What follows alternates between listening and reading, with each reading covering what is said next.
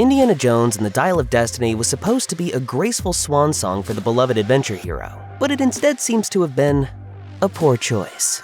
Here's why it's not clicking with audiences like expected.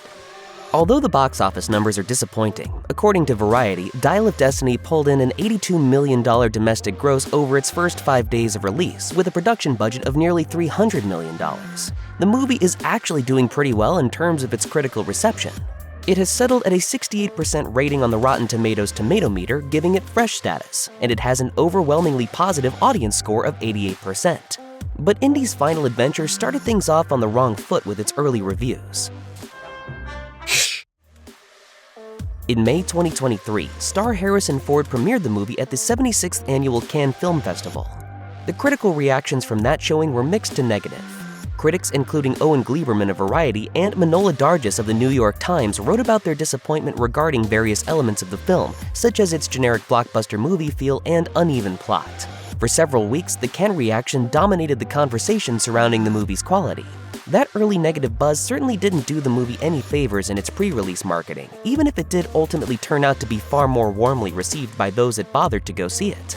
Dial of Destiny isn't the first time that Hollywood has attempted to resurrect this storied franchise. In 2008, nearly 2 decades after The Last Crusade, came Indiana Jones and the Kingdom of the Crystal Skull.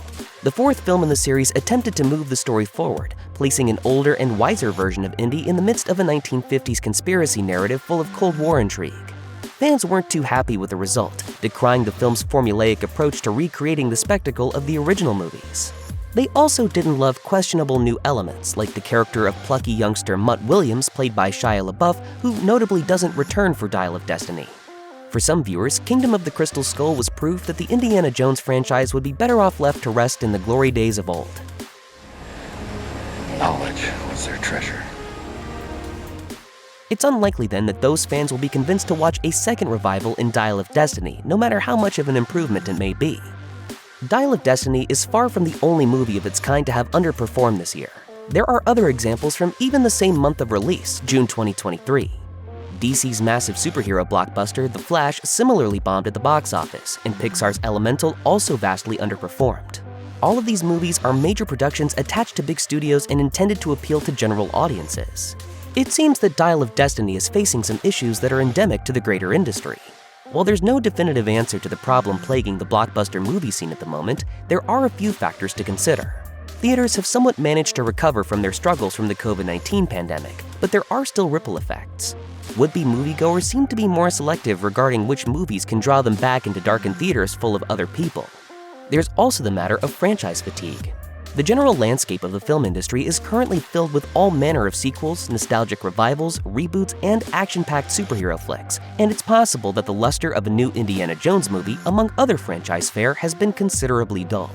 The fact of the matter is that not everyone who wants to see Dial of Destiny is going to do so in theaters. Yes, the film debuted exclusively in cinemas, but it's only a matter of time until it becomes available to stream at home, and interested viewers may be content to wait until then to watch it. There's currently no set date for when Dial of Destiny will become available to watch at home through Disney Plus and other services, but there probably won't be too long of a wait if precedent holds. Most recent Disney movies, including as Ant-Man and the Wasp: Quantumania and Black Panther: Wakanda Forever, arrived on Disney Plus and other digital storefronts somewhere around 90 days after their theatrical release. That means that audiences likely only have to wait a matter of months until Dial of Destiny is available to watch in the comfort of their homes.